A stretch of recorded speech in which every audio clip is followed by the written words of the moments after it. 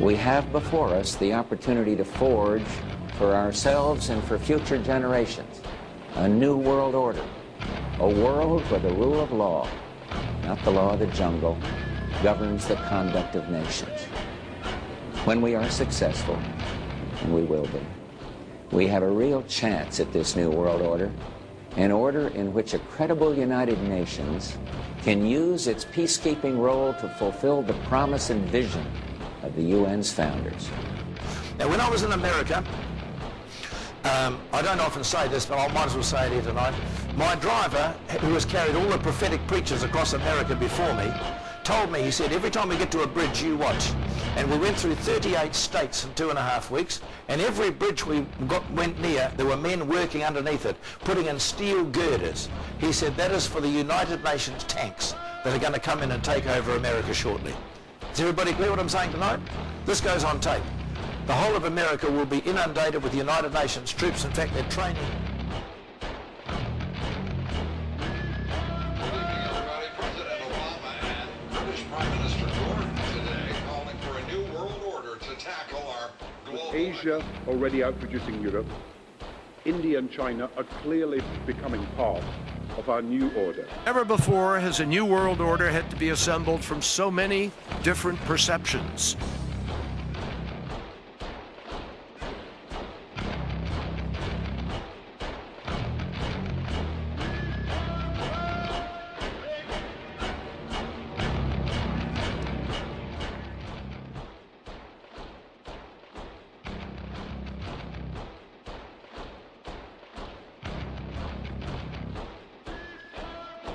And the exploding technology of the contemporary period. There also exists an extraordinary opportunity to form for the first time in history a truly global society.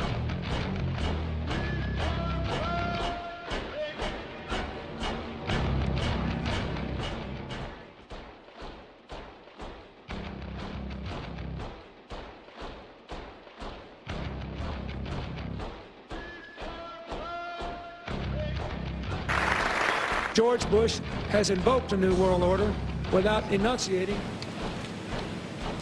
The kaleidoscope has been shaken. The pieces are in flux. Soon they will settle again. Before they do, let us reorder this world around us.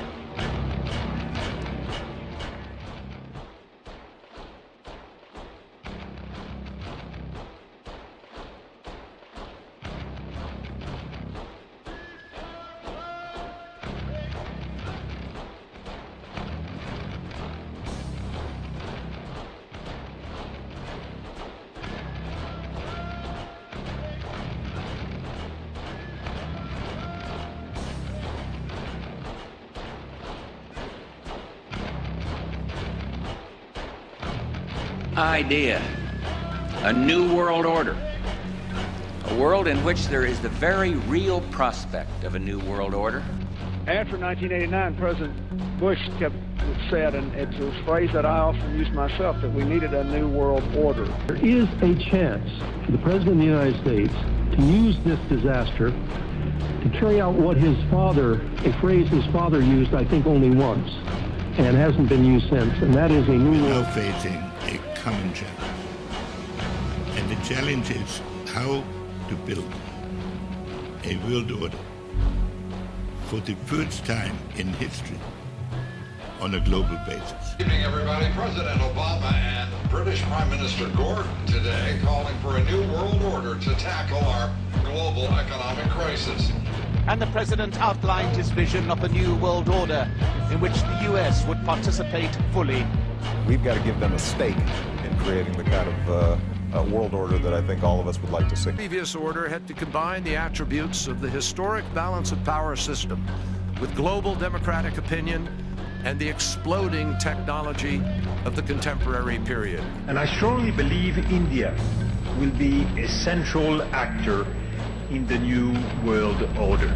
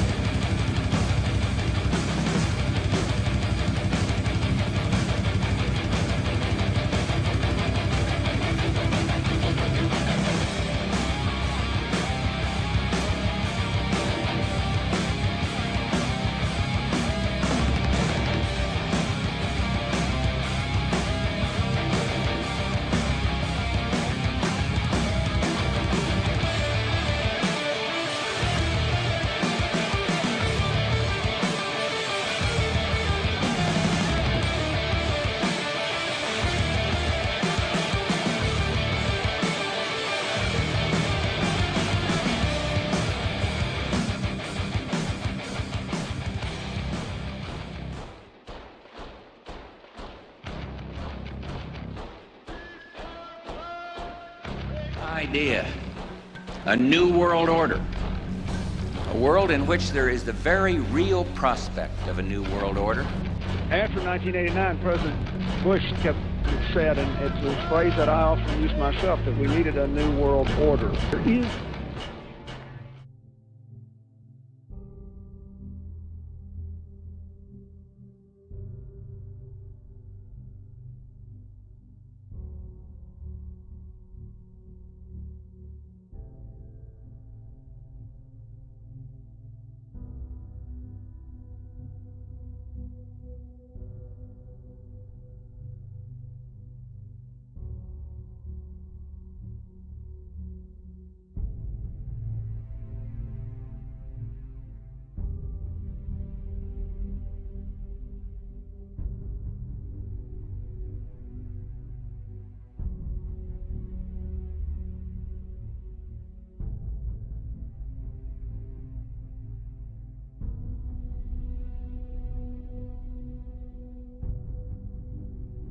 And I saw an angel come down from heaven, having the key of the bottomless pit and a great chain in his hand. And he laid hold on the dragon, that old serpent which is the devil and Satan, and bound him 1,000 years, and cast him into the bottomless pit, and shut him up, and set a seal upon him, that he should deceive the nations no more, till the 1,000 years should be fulfilled. And after that he must be loosed a little season. And I saw thrones, and they sat upon them, and judgment was given unto them. And I saw the souls of them that were beheaded for the witness of Jesus and for the word of God, and which had not worshipped the beast, neither his image, neither had received his mark upon their foreheads or in their hands. And they lived and reigned with Christ 1,000 years. But the rest of the dead lived not again until the 1,000 years were finished. This is the first resurrection. Blessed and holy is he that hath part in the first resurrection.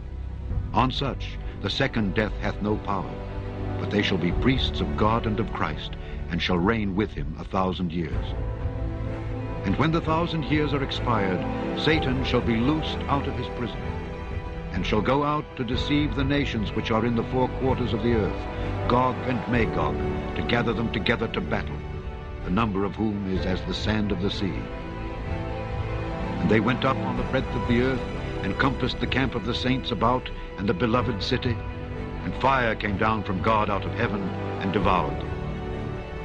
And the devil that deceived them was cast into the lake of fire and brimstone, where the beast and the false prophet are, and shall be tormented day and night forever and ever. And I saw a great white throne, and him that sat on it, from whose face the earth and the heaven fled away, and there was found no place for them. And I saw the dead, small and great, stand before God. the books were opened. And another book was opened, which is the book of life. And the dead were judged out of those things which were written in the books according to their works. And the sea gave up the dead which were in it. And death and hell delivered up the dead which were in them. They were judged, every man according to their works. And death and hell were cast into the lake of fire. This is the second death. Whosoever was not found written in the book of life was cast into the lake of fire.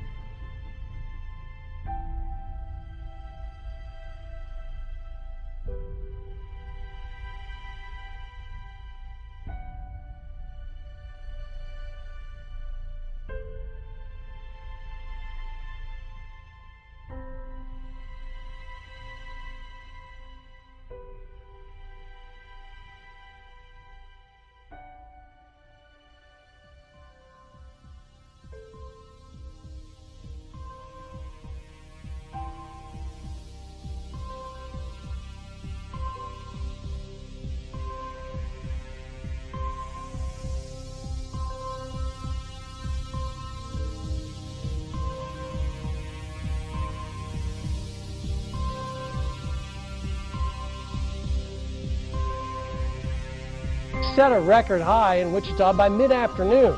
We did it.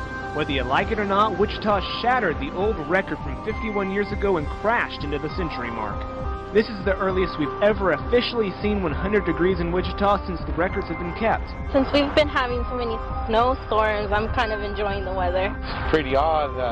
It was like 30 degrees last week, you know, now it's about to hit 100. With 100-degree temperatures and no substantial precipitation, parts of south central Kansas and the state are now ranked as being in extreme drought. Not good news to farmers, gardeners, or anyone who enjoys a little bit of rain. Yeah, it's crazy weather out here. How's this for a kick of the asteroid? Apparently one kicked so darn close that it could have kicked a lot of life off this planet. It's true. An asteroid from out of nowhere within the interstellar stone's throw of Earth. Closer to the moon, any closer, it could have easily whacked our Earth. You'd need a larger one like we had last year over Chelyabinsk in Russia that would actually do damage. But basically, we're looking for asteroids, we being world scientists, but we need to be looking more, and particularly these smaller asteroids, these and ones that could do Chelyabinsk or even city-sized damage. Not the way that people want to be spending their Mother's Day. A tough day ahead for Orange, Missouri, as people are cleaning up after a tornado. There's a lot of damage here in town. We're talking trees and rooftops everywhere. But many of the people are okay. Many of them describe that moment of seeing the funnel take shape or seeing the tornado off in the distance. They say they were just watching TV or hanging out with their family, and the next thing they knew, they were all rushing to their safe spots. A strange storm in Missouri. That's a mix of a wildfire and a tornado. A woman Instagrammed this image of a fire-nado. These fire tornadoes can form when intense heat combines with powerful winds. Pastor there is calling it a case of divine intervention.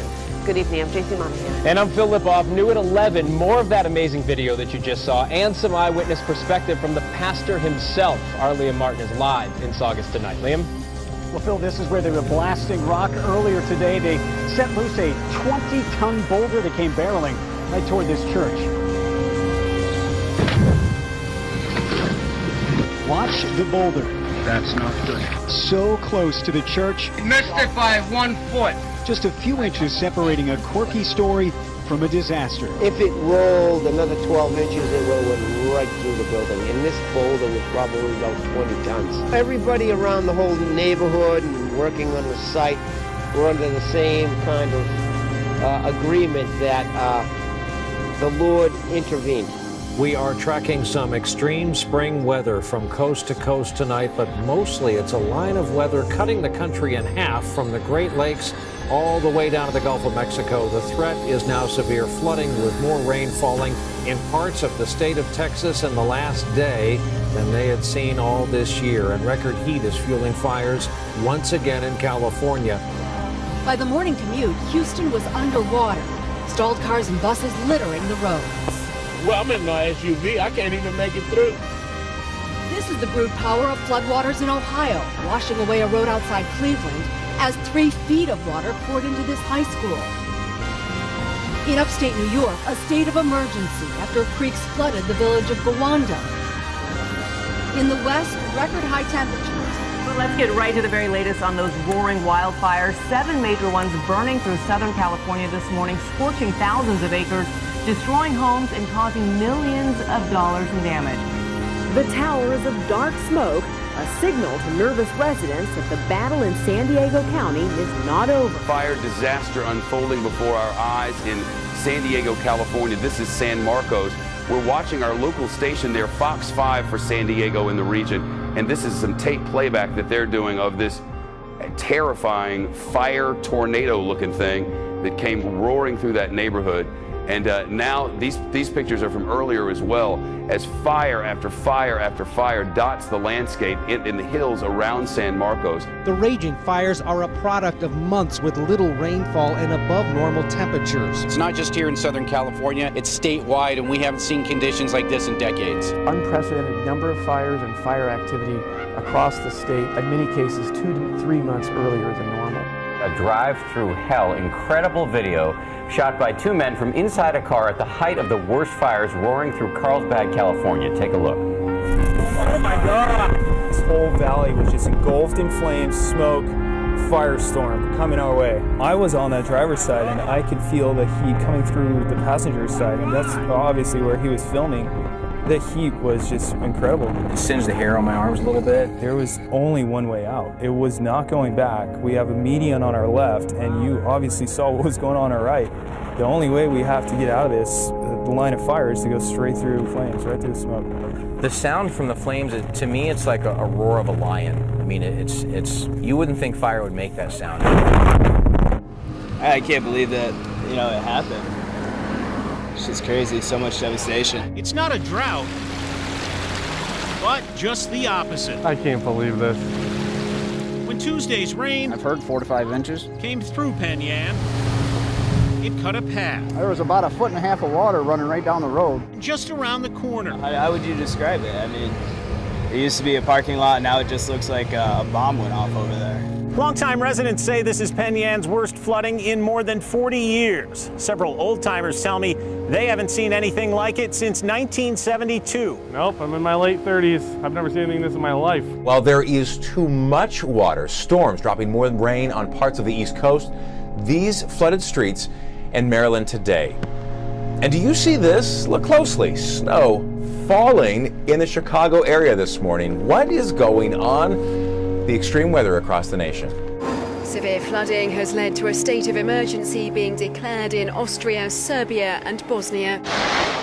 In Savrake near Sarajevo, this was the devastation a landslide caused, caught on camera by a neighbour. The equivalent of 4 months' rainfall fell in just one day. Serbia's Prime Minister Aleksandar Vučić said it was the greatest flooding disaster ever.